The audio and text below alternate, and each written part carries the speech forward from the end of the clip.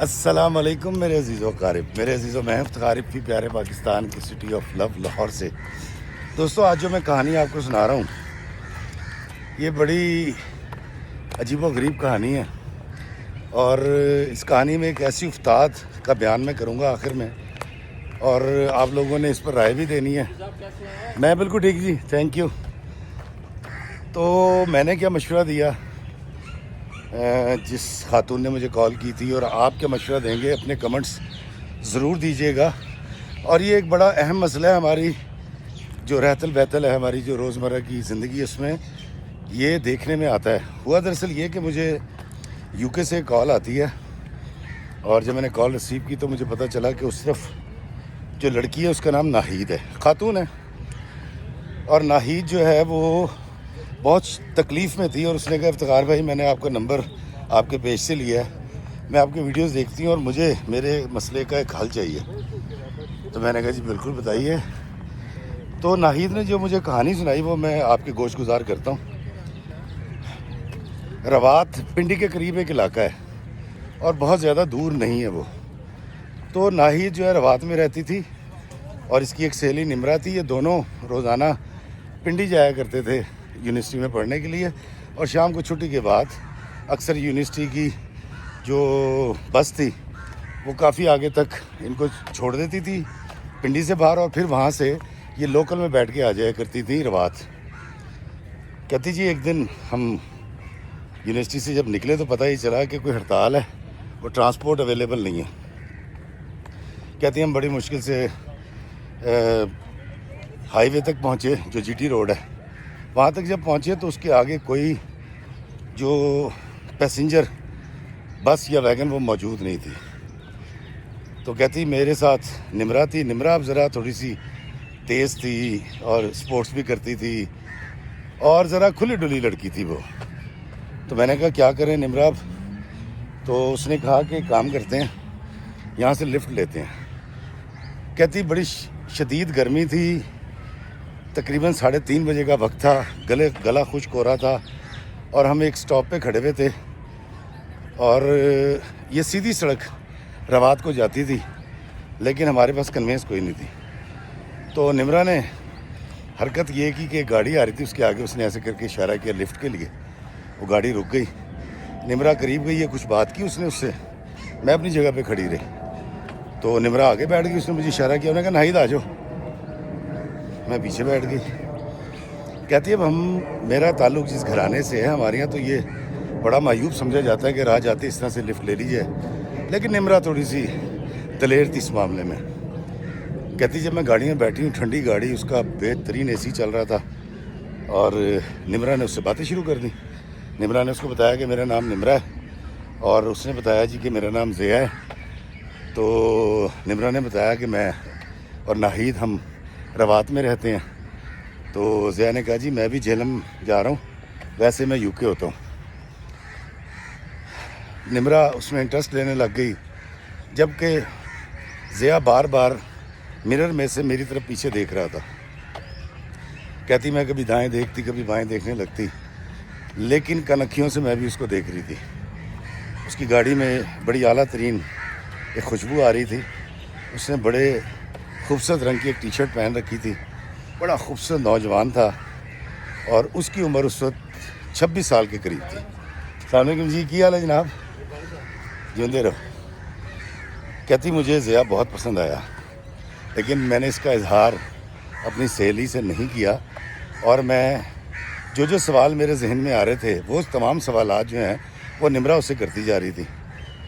اس نے کہا جی یو کے میں کون کون ہوتا ہے؟ تو ضیا نے بتایا کہ میرے والدین ہیں، بہن ہماری کوئی نہیں ہے، اور میرا ایک بڑا بھائی ہے، میری ایک بھابھی ہیں جو یو کے میں ہوتی ہیں، اور سارا کاروبار میرے بڑے بھائی نے بنایا ہے، وہی یو کے گیا تھا، اسی نے میرے ماں باپ کو بلایا، اور اسی نے مجھے بھی وہاں پر سیٹ کروایا ہے۔ بلکہ اس کے چونکہ وہاں سٹورز ہیں تو گاؤں کے بہت سارے لوگ بھی، اور چچا تایا اور پھپھو پھپھا، ان کی فیملی کو بھی پچھلے 10-15 سال کے اندر ضیا کے بڑے بھائی زاہد نے سیٹل کروایا تھا۔ کہتی وہاں سے مجھے اندازہ ہو گیا کہ تو بڑے کھاتے پیتے لوگ ہیں، اور کہتی افتخار بھائی وہ جو کہتے ہیں نا پہلی نظر میں محبت ہو جانا، کہتی شاید مجھے زاہد سے نہیں، ضیاء سے وہ محبت ہو گئی تھی، لیکن میں کچھ کہہ نہ سکی۔ روات آیا، اس نے ہمیں اتارا ہے، شکریہ ادا کیا، ہم چل پڑے اور زاہد کی گاڑی نکل گئی۔ اب اس ساری اثنا کے اندر نمرا نے زاہد کا نمبر لے بھی لیا تھا اور اپنا نمبر دے بھی دیا تھا، اور میں گھر گئی ہوں تو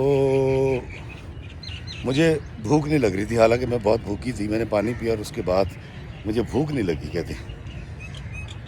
کہتی پتہ نہیں کیوں ضیاء کا چہرہ میرے دل و دماغ میں بس گیا تھا، میں اس کے بارے میں سوچنا چاہتی تھی اور میں چاہ رہی تھی کہ مجھے کوئی ڈسٹرب نہ کرے۔ وہ سارا ٹریول جو کہ بہت لمبا نہیں تھا، شاید 30 منٹ کا ہوگا، 25 منٹ کا، میں اس کو ریکال کر رہی تھی اپنے ذہن میں۔ کہتی جی وہ رات میں بڑی دیر تک اس کو یاد کرتے رہی اور سو گئی۔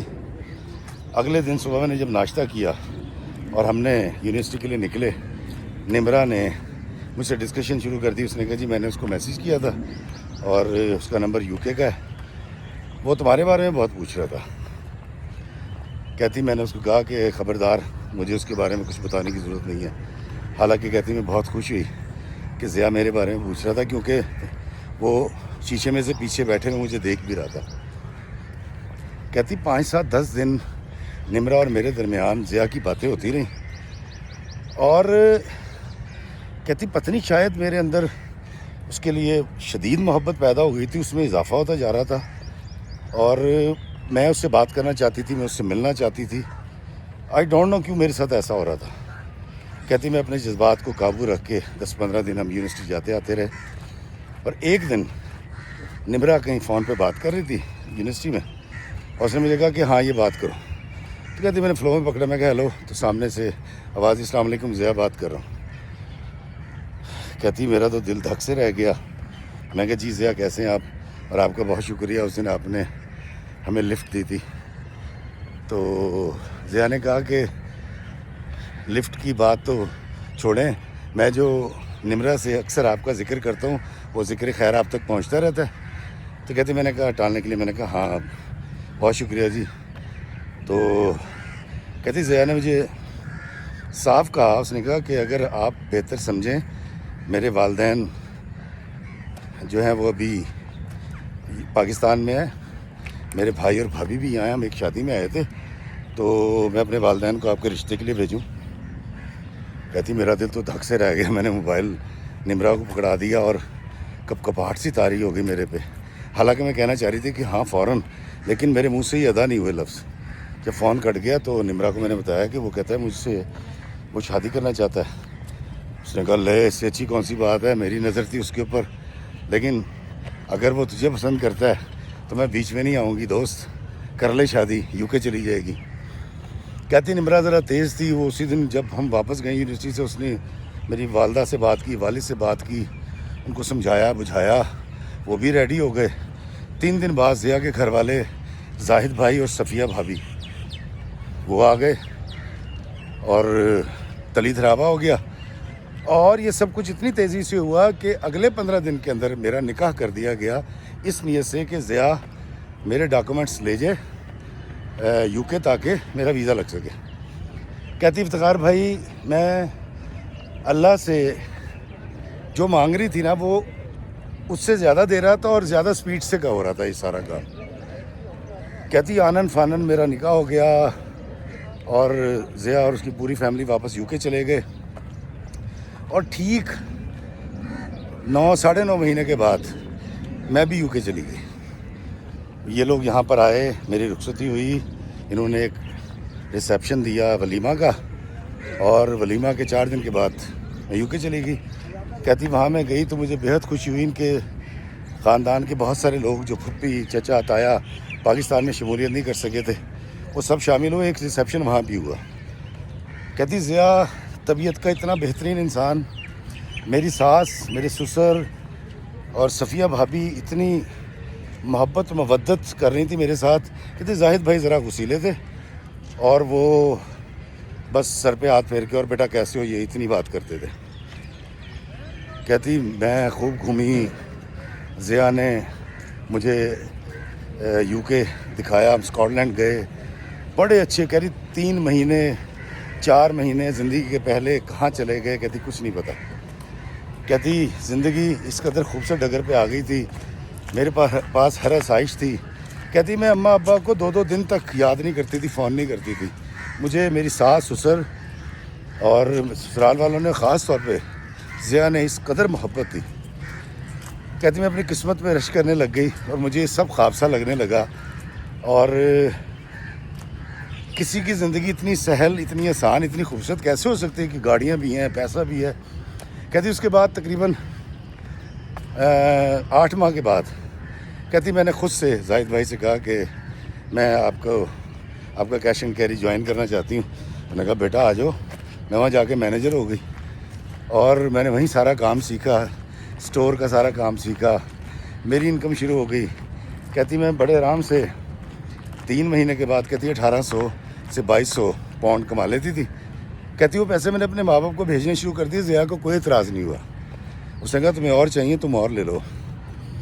اس قدر اعلیٰ خاندان، اس قدر اعلیٰ لوگ، اس قدر خوشیوں بھری زندگی. کہتی افتخار بھائی میں بیان نہیں کر سکتی.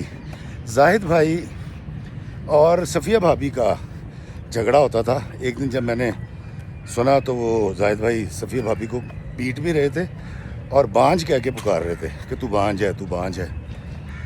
اور صفیہ بھابھی ان کو کہہ رہی تھی کہ آپ مار بھی لیں، چیخیں نہیں، ہمارے گھر کی بہو سنے گی، دیورانی میری، وہ کیا سوچے گی ہمارے بارے میں. تو زاہد بھائی کو اس بات پہ اور غصہ آ رہا تھا.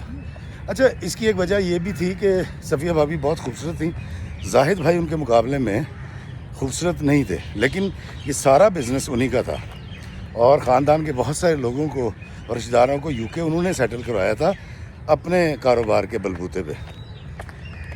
کہتی زاہد بھائی کا رویہ میرے ساتھ بالکل ٹھیک تھا، لیکن مجھے زاہد بھائی بہت برے لگنے لگے کیونکہ صفیہ بھابھی کو اکثر مارا کرتے تھے. اور ہمارا کیونکہ کمرہ ساتھ ساتھ تھا تو مجھے وہ ساری آوازیں بھی آیا کرتی تھی، لیکن کسی کی جرت نہیں تھی.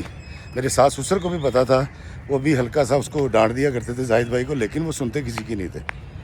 کہتی بس ایک یہ تکلیف تھی ہماری زندگی میں جو کہ میری زندگی میں نہیں تھی. میرے شوہر میرے درمیان، میری ساس سسر کے درمیان کوئی تنازع، کوئی پرابلم نہیں تھی. لیکن زاہد بھائی جو سلوک روا رکھتے تھے صفیہ بھابھی کے ساتھ وہ بڑا تکلیف دیتا تھا. کہتی افتخار بھائی وقت گزرا، میرے یہاں بیٹی ہوئی، سب نے بڑی خوشی منائی اور مجھے میری ساس سسر کی باتوں سے تھوڑا سا لگا کہ شاید ان کو بیٹا چاہیے تھا. یہ بھی ہو سکتا ہے کہ یہ میری سوچ ہو. تو میری بیٹی کو سب نے ہاتھوں ہاتھ لیا، بڑی محبت. جب وہ تھوڑی سی بڑی ہوئی تو بیبی سٹر کا انتظام کر دیا گیا اور میں نے پھر جا کے جوائن کر لی اپنی جاب. کہتی بہترین زندگی گزر رہی تھی. ایک دن زاہد بھائی صفیہ بھابھی پہ چیخ رہے تھے اور اس دن اتنی اونچی آواز میں چیخ رہے تھے اور بار بار ان کو بانجھ کہہ کے پکار رہے تھے کہ شاید ان کا بلڈ پریشر ہائی ہوا، ان کو برین ہیمریج ہوا ہے. ایمبولینس کال کی، ہاسپٹل کے راستے میں زاہد بھائی کی ڈیتھ ہو گئی. کہتی اچانک سے خوشیوں بھرے گھر میں صف ماتم بچ گئی، سب تکلیف میں چلے گئے. کسی کو یقین نہیں آ رہا تھا کہ زاہد بھائی اب اس دنیا میں نہیں رہے. اب زاہد بھائی نے مرنے سے پہلے اپنا سارا کاروبار، کچھ حصہ انہوں نے اپنے والدین کے نام کیا تھا، کچھ جو ہے وہ ضیاء کے نام کیا تھا، باقی بڑے بڑے 4 سٹور جو ہیں وہ اپنی بیگم کے نام لکھ گئے تھے. کہتی 4-5 مہینے گزر گئے ان کی موت کو، ہم لوگ آپس میں بات نہیں کرتے تھے، کوئی ہنسا نہیں تھا، گھر میں TV نہیں لگتا تھا. ہم شاید سب اس غم سے باہر آنا بھی نہیں چاہ رہے تھے. کہتی 7-8 مہینے کے بعد میں نے کوشش کر کے ایک ٹرپ رکھا، ہم سیر کرنے گئے، 2-3 دن لنڈن سے باہر گزار کے آئے. کہتی کچھ بول چال شروع ہوئی، کچھ زندگی نارمل ہوئی. تو ایک دن کہتی میرے ساس سسر نے مجھے اپنے کمرے میں بلایا. تو جب میں وہاں گئی تو آلریڈی ضیاء کے تایا، ضیاء کے چچا اور پھپھو بھی بیٹھے ہوئے تھے اور وہاں بیٹھی ہوئی تھی صفیہ بھابھی. کہتی صفیہ بھابھی کی ایج اس وقت تھی تقریباً 38 کے قریب جب وہ بیوہ ہوئی ہیں. تو کہتی کہ مجھے بلایا اور بلانے کے بعد ایک لمبی تمہید کے بعد مجھے یہ کہا گیا کہ ہمارے خاندان کی یہ رسم ہے، اور ویسے بھی صفیہ کو اب کون سنبھالے گا، اس کو سر کا سائیں چاہیے، تو اس کے سر پہ چادر دینی ہوگی، اس لیے ہم اپنی بڑی بہو کا بیوہ کا نکاح تمہارے شوہر ضیاء سے کرنا چاہتے ہیں، تو تمہیں یہ اطلاع دینے کے لیے بلایا ہے۔ اچھا، انہوں نے مجھ سے پوچھا نہیں، انہوں نے کہا ہم صرف تمہیں بتا رہے ہیں کہ ہم ایسا کرنے لگے ہیں۔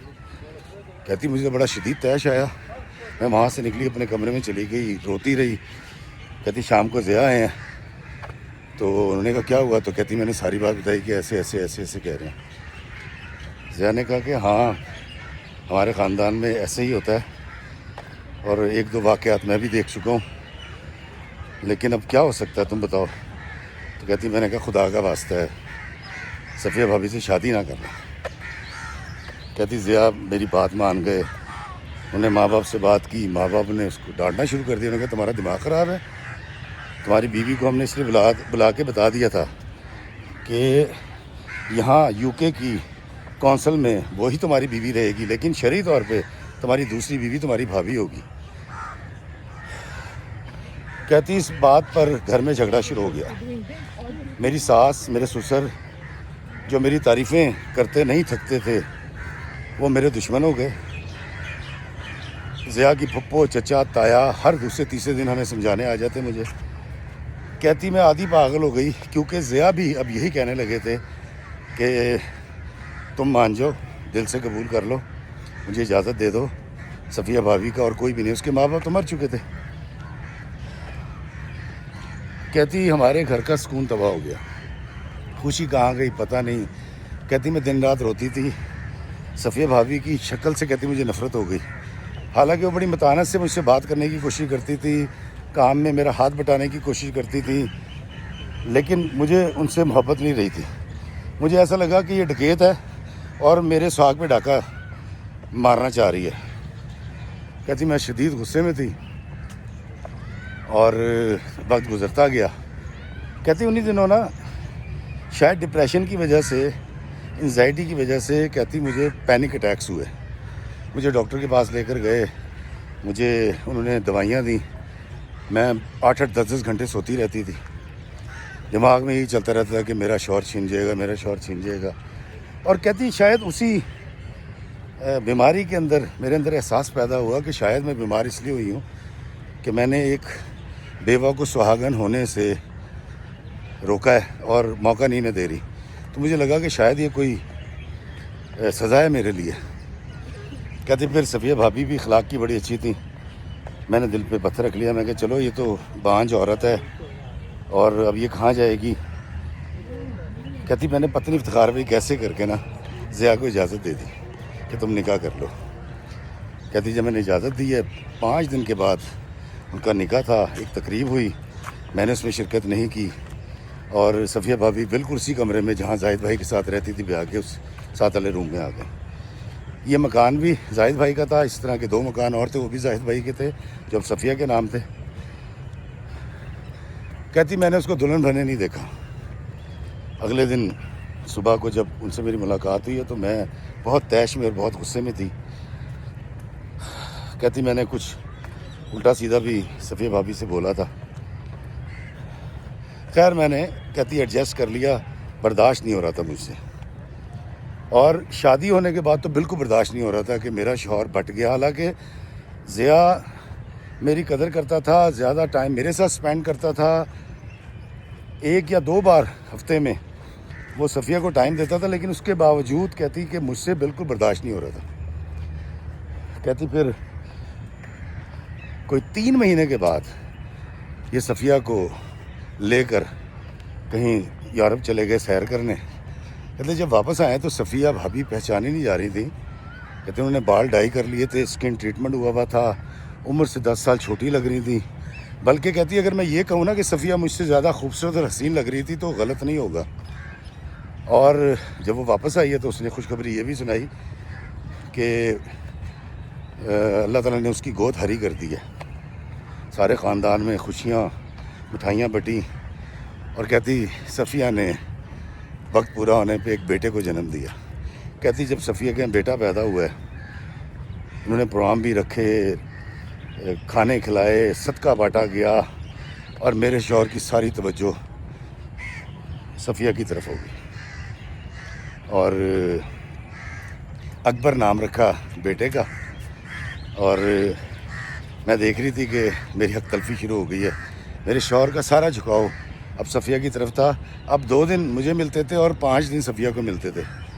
کہتی اللہ تعالیٰ نے پھر میری سنی، میں ہری ہوئی، اور اللہ تعالیٰ نے مجھے ایک اور بیٹی دی. کہتی ہے میرے گھر میں 2 بیٹیاں آ گئیں، اور اس کے بعد اللہ تعالیٰ نے صفیہ کو ایک اور بیٹا دے دیا. کہتی رہا سہا توجہ، محبت، پیار ساری میرے شوہر کی صفیہ کی طرف ہو گئی. کہتی افتخار بھائی مجھے نہیں پتا کہ بیٹا لوگوں کو کیوں زیادہ عزیز ہے، یا صفیہ کی دولت میرے شوہر کو عزیز تھی، لیکن میرا شوہر ایسا نہیں ہے، میرے ساس سسر بھی ایسے نہیں ہیں. کہتی بڑے اعلیٰ بڑے اچھے لوگ ہیں، لیکن اب مجھ سے کہتی برداشت نہیں ہوتا. کہتی صفیہ نے مجھ سے بڑی کوشش کی ہے دوستی کرنے کی، وہ جب بھی کوئی بات کرتی ہے تو میرے منہ سے ہمیشہ سخت جملہ نکلتا ہے اس کے لیے. کہتی افتخار بھائی میں پچھلے 5 سال سے اس شدید تکلیف میں مبتلا ہوں جب سے اس کے 2 بیٹے ہوئے ہیں، اور میرا شوہر مجھ سے چھن گیا. کہتی ضیا پہلے جیسا نہیں رہا. ضیا پہلے احتیاط کرتا تھا گفتگو میں، اب وہ صفیہ ڈارلنگ اور اس طرح کے جملے بولتا ہے ان کے ساتھ، گو کہ وہ ان کی بیوی ہیں. لیکن پتنی افتخار بھائی مجھ سے برداشت نہیں ہو رہا. تو میں نے کہا بیٹا اب آپ کیا سمجھتی ہو، کیا کرو گی؟ کہتی جی میں نے ضیا سے صاف کہہ دیا ہے کہ وہ مجھے ڈائیورس کر دے، اور اگر اس نے ڈائیورس نہیں کیا تو میں ڈائیورس لے لوں گی، میں نے اب ضیا کے ساتھ نہیں رہنا. میں کہا بیٹا تم یہ غلطی کرو گی. کہتی کیا مطلب؟ میں کہا دیکھو تمہاری زندگی میں آسائشیں ہیں، دولت ہے، گاڑیاں ہیں، شوہر کا پیار ہے، اچھے ساس سسر ہیں، کوئی جبر نہیں ہو رہا تمہارے اوپر. تمہارے شوہر نے ایک نیکی کی ہے، اس کی بھابھی بیوہ ہو گئی تھی، اور پھر دیکھو اللہ تعالیٰ نے اس کی گود بھی ہری کر دی، اس گھر میں 2 وارث بھی آ گئے. تو بیٹا اگر تو یہ جیلسی فیکٹر نکال دو، اور اپنی اس خواہش کو کہ میرا شوہر صرف میرا ہے، اس ایک خواہش کو کھرچ دو نا دماغ میں سے اور دل میں سے، اور صفیہ کی دوست بن جاؤ، تمہارے گھر کے اندر رونق ہو جائے گی. دونوں بیویاں مل کے اپنے شوہر کی خدمت کریں، دونوں آپس میں سہیلیاں بن جائیں، بہنیں بن جائیں. پھر تم دیکھنا کہ اس گھر کے اندر کیسے خوشیاں لوٹ آتی ہیں، اور کس طرح محبتوں کا بسیرا ہوگا، اور ہر چیز اچھی اچھی لگے گی تمہیں. میری بات سننے کے بعد دوستو وہ بہت روئی، اس سے برداشت نہیں ہو رہا تھا. وہ مجھے کہہ رہی تھی کہ اس خواہش کو جس کو آپ خواہش کہہ رہے ہیں یہ تو میرا حق ہے. تو میں نے کہا صفیہ کا بھی تو حق ہے، ضیا اس کا بھی شوہر ہے. دوستو ناہید بیچاری رونے لگی، مجھے کہتی کہ مجھے اس کا طریقہ بتائیں، میں کیسے کروں سب کچھ. میں نے کہا کچھ بھی نہیں، آپ یہ سمجھو کہ ناہید جو صفیہ ہے وہ آپ کی بہن ہے. آپ کی بہن کے ساتھ اگر ایسا ہوتا اور اس کا دیور اس کا سر کج لیتا تو آپ بڑا خوش ہوتی اور کہتی جی کہ بڑا اچھا دیور ہے، اس نے میری بہن سے شادی کر لی. لیکن چونکہ آپ کا سہاگ ہے اور آپ نے جو ہے وہ انڈین فلمیں دیکھ رکھی ہیں، اور ہندوؤں کے اندر کیونکہ ایک طلاق کے بعد اول تو طلاق ہی نہیں ہوتی، سیپریشن جو ہوتی ہے اس کے بعد دوسری شادی نہیں ہو سکتی، اور وہاں لفظ استعمال ہوتا ہے سوتن، کہ اپنے شوہر کی دوسری بیوی سے اس طرح دشمنی کرنی ہے جیسے 100 تنوں سے کی جاتی ہے. لیکن ہمارے دین میں تو ایسا نہیں ہے. دین میں تو دوسری بیوی جو ہے وہ آپ کی بہن ہے، آپ کی سہیلی ہے، آپ اس کو سہیلی بنا لو. آپ دیکھنا آپ کا شوہر آپ کو مل جائے گا، آپ کو آسودگی اور آپ کی کھوئی ہوئی خوشی بھی مل جائے گی. اور یہ والا سٹیپ ہرگز مت لینا جو تم چاہ رہی ہو نا کہ تم طلاق لے لو. تم طلاق لو گی، تمہارے گھر میں بیٹا 2 بیٹیاں بغیر باپ کے بچیاں پلیں گی، تباہ برباد ہو جائیں گی تمہاری ایک خواہش کو نہ دبانے کی وجہ سے. تو بیٹا ناہید اس خاکسار کی بات مان لو اور اس رشتے کو قبول کر لو، اور ان خوشیوں میں شامل ہو جاؤ جو خوشیاں جو جشن تمہارے سارے گھر والے منا رہے ہیں تمہارے شوہر سمیت. تم جب صفیہ کو اپنا لو گی تو تمہارا شوہر تمہارا ہو جائے گا، اور تم دیکھنا پھر زندگی کتنی خوبصورت ہو جائے گی. کچھ فیصلے ایسے ہوتے ہیں جہاں ہمیں ایک سٹیپ پیچھے ہٹنا پڑتا ہے، اپنی خواہش کو قتل کرنا پڑتا ہے. دوستو آپ بھی بتائیے گا کہ میں نے ناہید کو جو مشورہ دیا اپنی سوتن کو، اس کو عرف عام میں سوتن کہتے ہیں، یا ضیاء کی دوسری بیوی کو دل سے قبول کرنے کا، وہ درست ہے یا نہیں؟ اپنے کمنٹس میں مجھے ضرور بتائیے گا، اور مجھے دیجیے اجازت اس دعا کے ساتھ کہ اللہ ہمیں آسانیاں عطا فرمائے اور آسانیاں تقسیم کرنے کا شرف عطا فرمائے، آمین۔ السلام علیکم ورحمۃ اللہ وبرکاتہ۔